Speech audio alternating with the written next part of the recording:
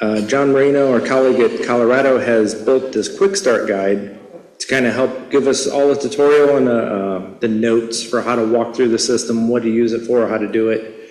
And I said, actually, that's going to be the basis for today's presentation, since we're doing a tutorial on how to use the MEP. So that's where we're going. Starting out, here is the interior of the MEP. There's lots of fun, interesting things in here. The top, well, yep, here we go. We have the tuner area in the top left, so depending on the frequencies and the what you're targeting, you can tweak this and add filters and gains and all the things that might be needed for it. Everything comes into the AFE, which is a specialized board built by our friends at MIT. They've used this for a couple other projects, and so it was a natural fit to, yeah, this is going to work and this is going to slot right into the system. We're using RF SoC 4x2, which is a very fast digital converter to bring all these samples into digital and bring it into something that we can deal with in the Jetson, which is just a decently high-powered compute device, being able to take this data, down-convert it as necessary, and save it all to disk. The MEP is intended to be I want to collect data and I want to collect all the data, and I want to save it and I want to keep everything on disk so that way when a researcher needs to go back through it later, they have full consistency of it. So one of the things we built this in is a very strong Pelican case. It is resistant to crushing in most circumstances. However, putting this on a plane or in a car tends to vibrate it quite a bit. So a lot of the connections in here wiggle loose. They, have little issues with it. So whenever you get it somewhere, we recommend opening it up. Anywhere that's highlighted here is a good spot to just check all the connections, make sure they're tight, nothing's shorting out, and you've got a solid setup for it.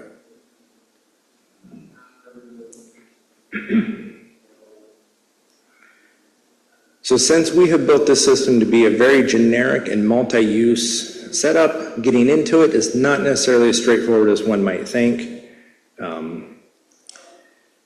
We have a couple different ways for getting in, and for the moment we're going to touch on directly connecting your laptop into the Ethernet on the device.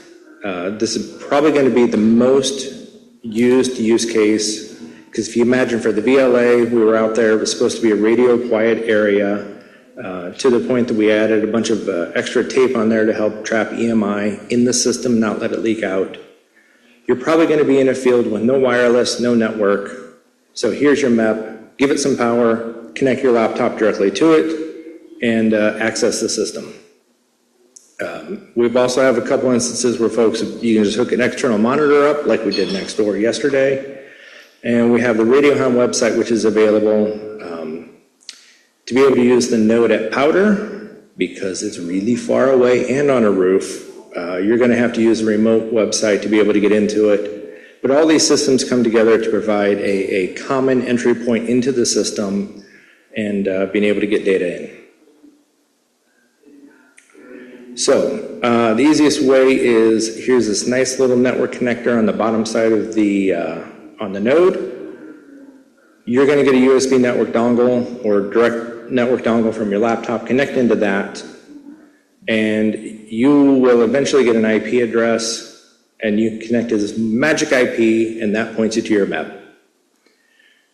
We have a username and password here. See me for the password. It's not super private, but also I don't want to share it with everybody. Then you can get into the website and start poking around at it. So you'll see the branding on this website is tagged to the RadioHound. That's the system that we built here at Notre Dame to do a very similar stack. Since it has a lot of overlap for what we're trying to do with the MEP, we're able to take and extend it for all of these devices. I'm going to skip these two because those are the other two ways of getting into the system. So this is complicated, and I'm not going to step through every piece of it, but suffice to say, here is a very complex beast. You want to collect data, you want to target some frequency in a multitude of ways, either at a fixed frequency or sweeping through some range. There's lots of options to be able to do it. So you can come in here, and actually, we're going to go directly to a MEP and do it now. So I'm already tied into the MEP we have in our lab. I'm going to target one of the Wi-Fi frequencies, set the sample rate, pick a channel. There's live data. If somebody was in the lab, using a transmitter or something, we could see fluctuations in there, but suffice to say, this is live data happening. If I want, I can change the channel, I can change sample rate, all the things in here. Like we could walk through it, but it does work and does what you expect it to. So the thing I want to point out with this piece, this is a live preview. So this is meant to be a here's what's happening now on the device, and I'm seeing what I expect out of it. So I want to go out to a field, hook the antennas up, do some scans, do some previewing, and make sure that I'm seeing the target signals that I expect to be seeing. This saves data, but it's really just a small portion just to kind of prove, hey, it's doing what we expect it to. Again, it is that preview. Once you start walking through and you're happy with what you're seeing, yeah, we'll go here. Step 5 down here is creating a capture. So what is a capture? Because I was just capturing data.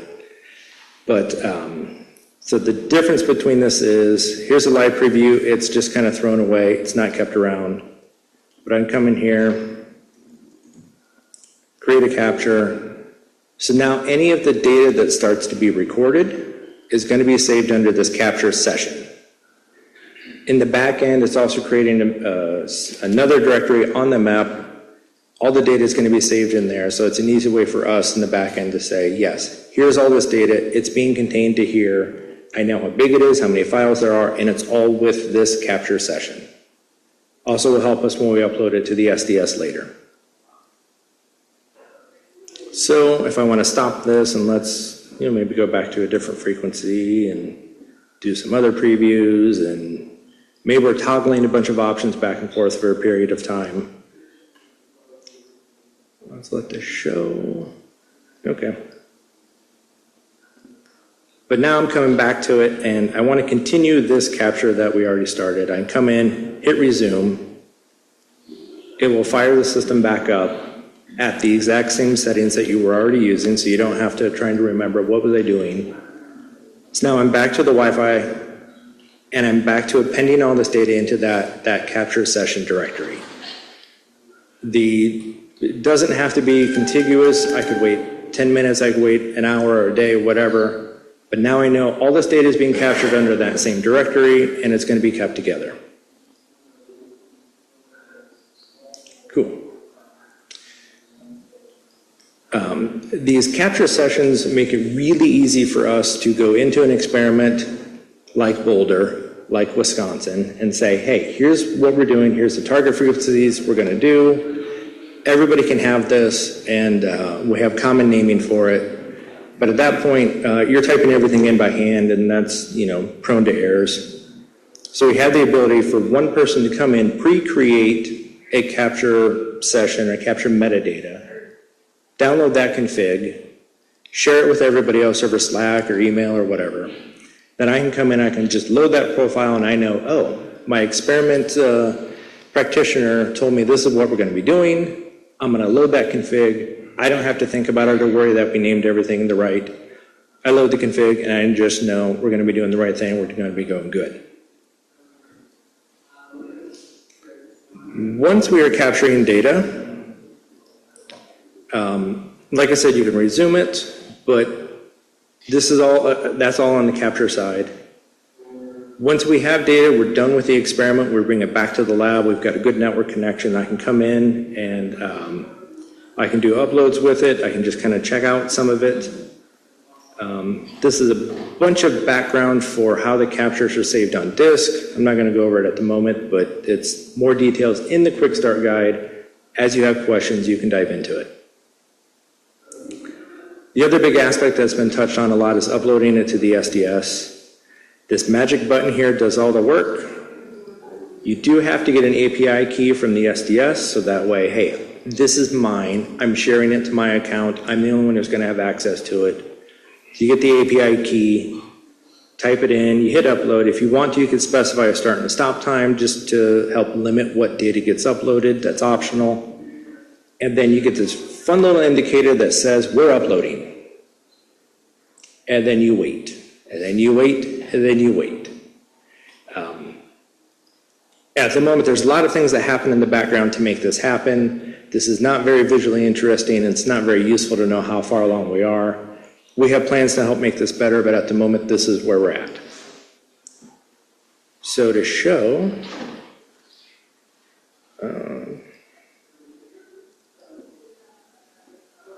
I have this previous capture that I've already started uploading. I have an SDS token that's already been uploaded. So it gets saved in that capture session. So again, I don't have to think too much about it. I can just come back in, hit upload, and away it goes. So it's going to kick off an upload on the back end. The MEP will manage it. It'll handle retries and network timeouts and all the things that need to be happening to make sure we're uploading and confirming that data gets uploaded to the SDS properly. So you saw the green icon and it went away. It's a fairly small data set, not much in there, but that's fine.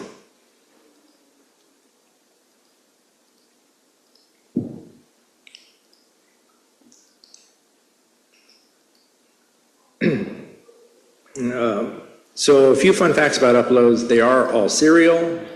So even if you have 4 or 5 captures on a MEP, hit upload on all of them. It's fine. It'll do it when it needs to, but it's going to just do them one at a time just to make sure we're not overloading anything. And another note, it is very heavily dependent on your network uplink. If you're on a poor connection, it's going to take a while. I can't do anything about that, but it does work through the system. Something I want to touch on is the SDS terminology. We kind of somewhat tend to use these interchangeably, but to help narrow down what we're talking about, a file is just obviously an individual file. It could be RF data, it could be GPS data, it could be some metadata about the experiment. It could be a spreadsheet saying, oh, this MEP went to this location, this MEP was targeting this. And this can be any type of data you want it to be. The capture session, like I said, here is a bundle of capture or bundle of data that was recorded on this MEP at this frequency, at this place, and it's all kept together. Then the higher level beyond that is a data set. So when we went to Wisconsin, when we went to Boulder, we had multiple MEPs, each doing their own capture. For the most part, it was the same thing. But now I have MEP 1 with a capture, MEP 2 with a capture, MEP 3 with a capture. Upload all that into the SDS. Now I have a bucket of captures in there. I want to do something better with that. The data set is the answer for that. To group it together in a data set, tie all those files together. You can add RF data and, again, the arbitrary artifacts, and share that data set with the team. Say, hey, this is what we have. Upload whatever else you have into it, and we want to be able to share it together. Once everybody's happy with it, share the data set, open it up to the world, and let others come in and play with it. So, yeah, quickly, logging into the SDS. This is a separate tool from the MEP, from the Radio Hound. I know there's lots of links to keep track of. We can log into the SDS directly. It authenticates through Google and I believe GitHub. Plans for more, but talk to the SDS team and they can help you out with them. You could view your individual files. For the moment, we're going to look at our captures. And we'll come in and see, here's a bunch of captures we have. This one here is the one that I just uploaded from node AEEA. Yes, I know they're fun named. And you can have captures that share names, because again, this was this capture from this MEP. And if I come into the data sets, here's where you can bundle them all together into, here's a cohesive unit. When we did the Madison captures recently, there were 3 MEPs we had data from, all with similar and different name captures, and then brought it into the data set to bundle it together and then shared that out with everybody else.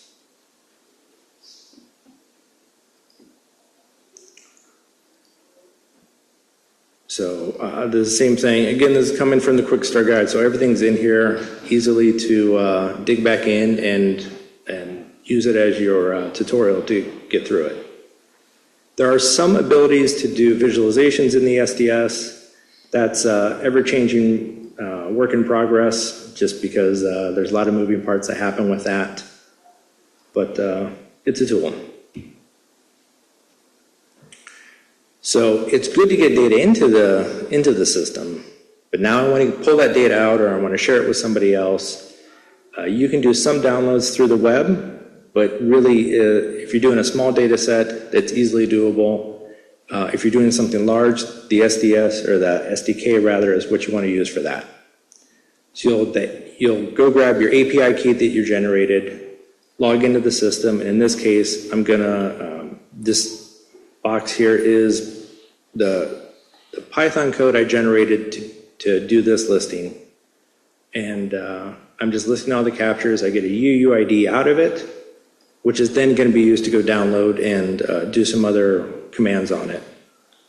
One thing to note, when you're running these commands, you'll make an env file in your directory, save your SDS token in there, and that's how everything will authenticate and run through it.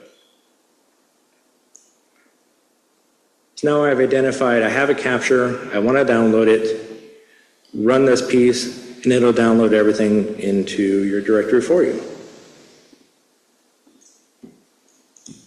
So here I have that same code. Here's the download part. It actually does both. So I'm going to do the list of all the capture that I have in the system. Then I'm going to download this specific one I targeted just to be a reasonable size and not take too long.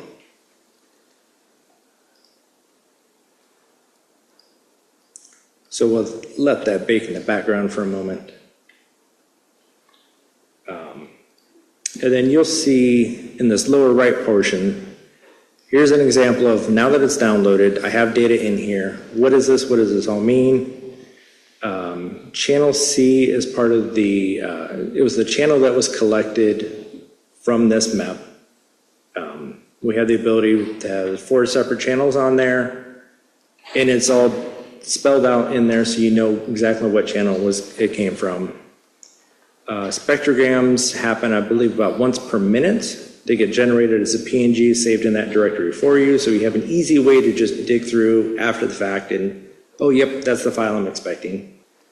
The settings JSON is something specific to the MEP software we're building, so that way I know here's what it is, here's where it came from, and if I want to resume that capture, I'm able to do that with this file. Telemetry is a new thing we've added to be able to save all the GPS data as a CSV in the directory, so that way you come back through it later. Cool, I know where I was, when I was, and be able to tag that with you. So these couple extra files are just a way of showing here's how you upload just regular files into the system, and it's all saved with your data.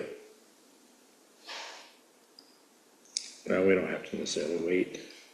Any questions? Yes, sir. Can you download a data set, or do you have to download a capture in data set? You will be able to download data sets eventually. At the moment you go through the website to be able to say download the data set, it'll mail you a link. There are plans, they're working on it, but just in terms of development time, downloading listing data sets you cannot do. You can download a data set if you have the UUID. Thank you.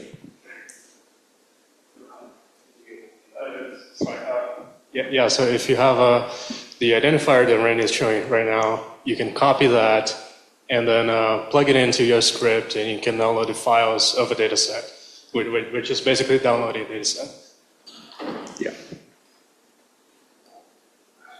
Thank you, Lucas. I wanted to share this. So the SES team has really good docs for how to use the SDK and what it all means. I want to go to the changelog here. Because you can kind of dig through this and get a feel for, here's some new features that are coming out with it, what you can do with it. This is just a quicker view to just show, yeah, you can do a lot with data sets. It might not have full feature parity yet, but trust me, they're working on it, and it's going to be good.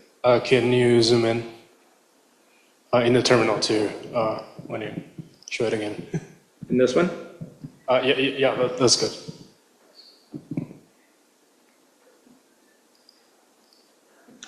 So yes, we do realize data sets are going to be big. So the new features for start time, end time just kind of help give you a few other ways to limit and narrow down. Just let me get a little bit of data, not the entire thing.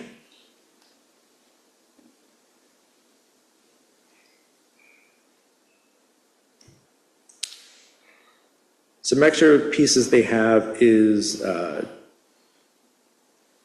example scripts for how to quickly and easily re-download, re-upload data. And this is similar code to what I have written in the other piece, but it's, here's, they're trying to come up with common workflows people are going to need. So they're building examples, putting it out there, and giving you the tools to be able to start with this, and then continue down your path and continue your research. One other thing I want to touch on, we have built another diagnostic tool on the MEP. So the pieces that are in the UI, wherever that tab went, everything in the UI here is meant to be a simplified view of here's the common things folks will want to do and access in the system. Even controlling some of the AFE settings, it's a simplified view because we want to give you what you most often will need, but not drown you in a sea of options.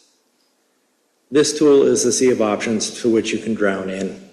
You probably won't need this directly, but there may be an occasion you're trying to do something. We'll guide you through. Here, go use the diagnostic tool, go to this tab, we'll help you with it and get you through it. And that is what I have. Any questions? Something you want me to walk deeper in?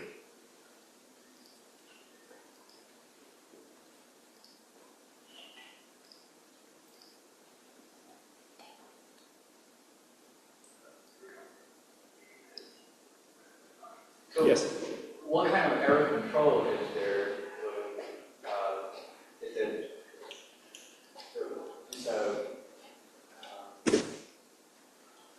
My question is, what kind of error control is there so all the uploads are 100% sure every bit is correct, or is there anything that in the design that you have already taken care of in the SDS, or is it that we believe that the TCP layer, it's all correct? Or I'll let Dave speak more to it, but we do a layer of checksumming to make sure here's data on disk, here's data in the system. We want to validate, make sure it's good. And we also use that for if you re-upload that, one of the captures, I already know what's been uploaded, so I'm not going to waste time. Here's the new stuff to get in there. Do you want to, anything else, Dave? Yeah, I think Randy summarized really well. Basically, we're doing checksums locally before the upload happens, also as a way to be able to resume those. And then on the SCS, we basically all operations we do involves IDs of the objects that we handle, which are checksums. And then once we run scripts for downloading things, we also do checksum-based approach to prevent re-downloading if you already have that data locally. So basically, everything is checksum-based. We don't do a collective checksum, as in a summary of everything that is going to be uploaded because we purposefully ignore some files. In case you have libraries, you have dot files that really don't belong in SDS, we automatically ignore those. But regarding data files, which are mostly, at least in digital RF case, HDFI files, then we make sure that we're keeping track of those. Thank you. Anything else? I will say, I know there's a number of REU students and new folks into the system. As you're using this, we have built this for what we think is the most intuitive tools and things that you're going to need to be able to do data captures. As you're using the system, and if something doesn't feel right or if it's not working the way you expect, please let us know. The entire system is being built around you as a user, as a researcher, wanting to collect RF data and upload it through the system. And I speak both from the MEP side and the SDS side. We want to build this for what you want to use it for. So, question on that, Randy, right? I mean, we have the Getting Started guide. How much has that been beta tested? How much have we had new users use the Getting Started guide versus the internal experienced users using the Get It Started guide? Good question. I would say most of it has been coming from us on the development team making it happen. John's been putting this together for at least 6 months and being shared out to others. Here, it's in the guide. So I know it has started to be used by others.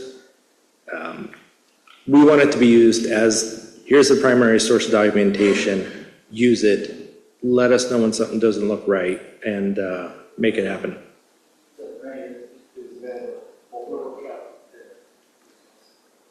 Okay, it's been available at the Boulder workshop and the Wisconsin workshops. And this is a public document now. That's why the passwords are starred out. But yes, very much we want this to be a easily usable tool. I think I have the URL on there. Nope. We have a bit.ly link for it. I just don't have it offhand. Randy, can you talk about common glitches or failure modes that people may encounter? I know you have knocked out a lot of them, but between you and John and company, but what are some things that do still happen that people might want to look out for, and how do you fix them? Sure. So I will say, looking at this, there's lots of, I don't want to say moving parts, but they're not moving. Lots of parts in the system that have to work together well for the whole system to work as expected. The Jetson is a normal computer where we are running our control scripts and a lot of management software and the data ingestion, the recording scripts. How do we control the tuners? How do we talk to the AFE? How do we talk to the RF SOC? So there's a lot of moving parts in there. And it does have to interface to the various pieces to go tune, go set your gain, go tweak and do what you need to on it. We're using Docker containers to run all of these so that way they could be encapsulated together or encapsulated separately, but working together through a common MQTT control path. At the moment, we tend to see a few quirks here and there with the recorder, and there's nothing against the recording team writing it, but it's just when data samples come in from the RF SOC to the Jetson, they come in on particular channels, and then the recorder has to hear it, save it to disk. Sometimes a cable will get loose between the RF SOC and the Jetson. That's caused issues on us. Sometimes the recorder just kind of loses track of what's happening and stops saving data. Sometimes my software running on there loses track talking to the various systems. So the easiest way right now is to hit stop and then hit record again and let it come back to happiness. If that doesn't go, I mean, the fail-safe is shut it off, turn it back on again. We do want to build more tools in there so there's more visibility to you as the user to say, well, I hit go and it didn't work, but here's what it told me. We're going to work on that though. So I know, John was talking about the getting started guide, been written in the last 6 months or so. It got test driven at the Boulder workshop and then here in Wisconsin. I think we have a great opportunity with the REU students who are coming in and untainted by any prior knowledge to hand them, let me ask you this, is it appropriate to hand them the Get It Started manual and a MEP and say, get started? And should they be able to, with that information, take data, get it into the SDS, and is that the intent? Thanks for your question, Scott. A resounding yes. We'll print out the guide, give you a MEP, and you're ready to go. Absolutely, yes. All right, so I'm suggesting we have our focus group, and I think it's a great opportunity this summer across the institutions with any new users to just be test driving this and getting feedback on. I don't know what this means in the Getting Started guide, or there's lingo in there because it's been written by people that are familiar with it, and I know you do your best to try to communicate that, but we all come in with preconceived notions. So I'd like to kind of see us kicking that, to the extent we can as we have this opportunity, right? With that, if the students or anybody else who's running a map runs into a problem, what's the best approach? Is this, is using Slack and pushing something up, comment on the Slack or a problem they've seen, or is there some other mechanism for communicating with the team that you recommend for either getting help, like I'm stuck, I don't know what to do, can you help me move to the next step, or I found something weird here and I want to let somebody know? Yeah, great question. On Slack, in the SpectrumX Slack, we have a FP1 MEP users channel. Please join it, ask questions, ask them publicly, ask them to the group, because it not only is good for us as developers to help respond and see what's happening, but it's also good for others to see, here's an issue they saw, here's what they went through, troubleshooting steps, and the end resolution. But it very much just helps everybody. I recommend that greatly over messaging me or somebody directly, just because it helps all of us. Any chance you have Slack up on your computer? Just show, you can kind of give a, I don't know if they can see, but kind of give an idea of what's going on that channel.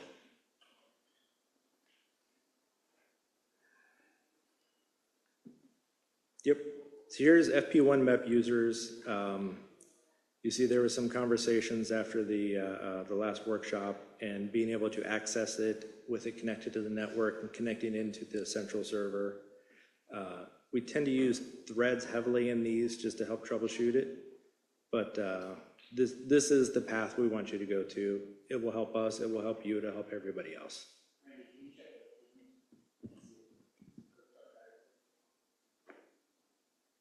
There is the quick start guide being pinned in that channel. Thank you, John. So there you go. So if you don't have Slack, ask your REU advisor and we'll get you, onto Slack. And then, the MEP user guide is pinned to this channel here so you can get access to it. Hello, my name's Eileen. I'm an REU student, but I'm mostly on the hardware. Side, so I don't really understand any of the software stuff. But I'm typically on the thing of make measurements and throw that at somebody else. But yeah, I like staying in my happy place. But when it comes to that, I know that sometimes you can end up with ridiculous amounts of data.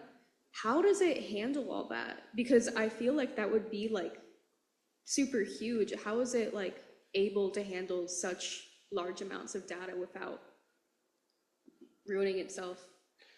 It's a great question, thank you. We have a 2 terabyte hard drive in each of our MEPs, minus overhead and operating system. We're down to about 1.7 terabytes of free space. Depending on the sample rate that you are saving, it could fill up quickly or it could fill up over a couple days.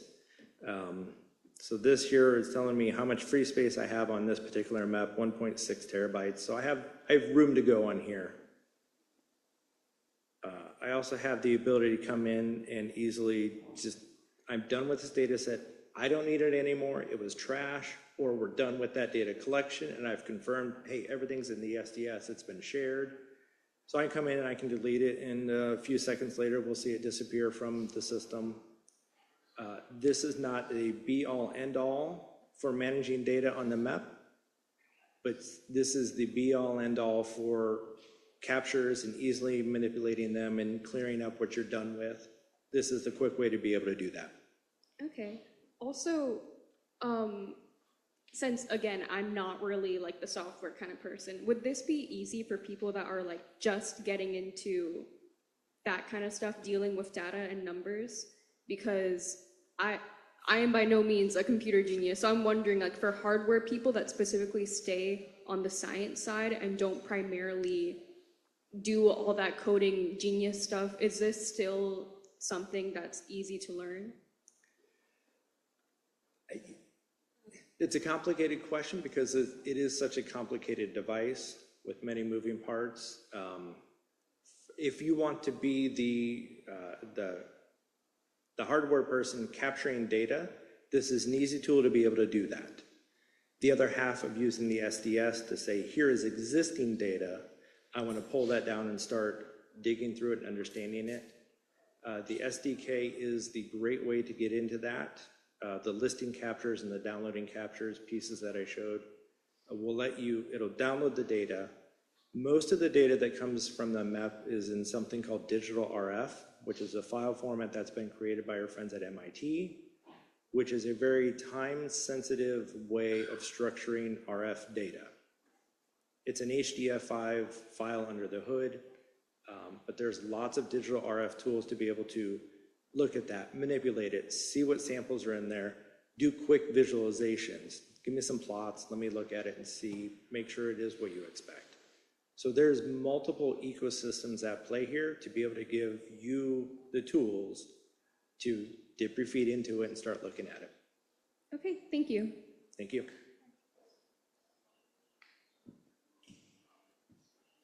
Hi, maybe I missed it, but where are the error logs located? The error logs are all hidden behind the curtain at the moment. Okay, so if I run into a problem, like for example with the web app,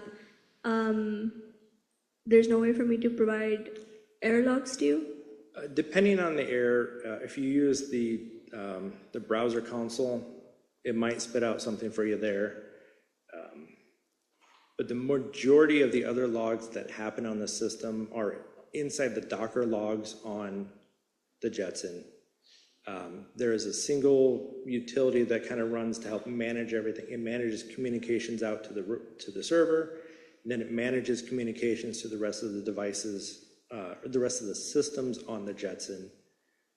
That is Icarus. That would be the first stop to say, what are you doing? What's happening? And then the various other tools in there, the recorder, the tuner software, there are Docker logs for those. I would say for the most part, use the UI. If you keep hitting those issues where you need to get in and look at Docker logs, that's a good conversation for us to hear, to say, okay, we need to make this better. Okay, thank you. And I will say on that point, the system is open. You are able to SSH into it. You're able to get into it and use it. Just let us know so we can make it better. But it's not like it's completely closed off and blocked from anybody getting into it. Okay. Yeah. Hey, so you and I talked yesterday about the 4x2 that's in there, that you have a ZU48 RF sock, and there's a lot of computing resources on that part. Like it's a pretty beefy part, and that there's opportunities with that. And I'm just curious, do you have any ideas, or has anyone proposed any directions that this system might take, given the resources that we have that we can use there? For the most part, we're in a transition period of moving from the pink firmware running on there that we've had and moving into the Casper framework. So there's a little bit of work to help make that transition happen. By and large, I think the FPGA and the RF-SOC, correct me if I'm wrong, is intended to be I want to get the data in a way that the Jetson can easily store it, not necessarily using it as a data manipulation or analysis part. Because part of what we want to do with the whole system is the RF-SOC is treated as ADC, give me data fast, into the Jetson, which has GPUs. So we want to build the Jetson to be the data analytics engine, and I want to look for interesting things. Here's how I do that. Here's a data stream, and just start chugging through that data there. So I'd say we're not entirely closed off, but at the moment, that's kind of the path we're taking for the two pieces. Cool, thanks. Thank you.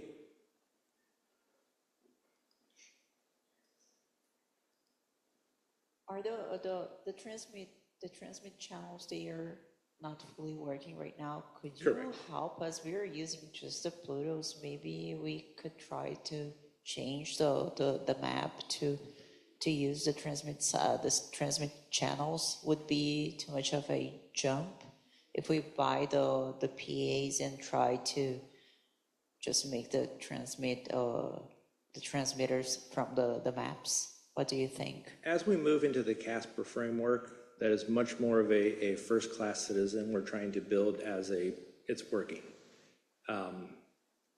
True, we cannot transmit through the MEP as is.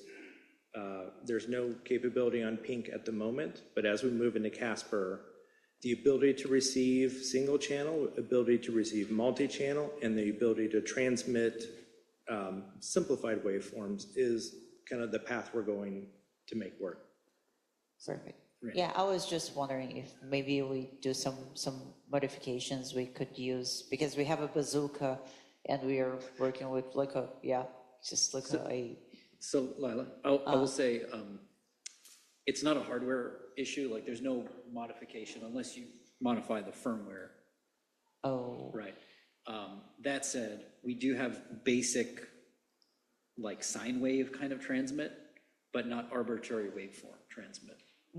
So if you want to test out some basic sine wave type stuff, we can look into it. Yeah, I think that they could try to do that. Yeah. Okay, great. Okay. Thank you.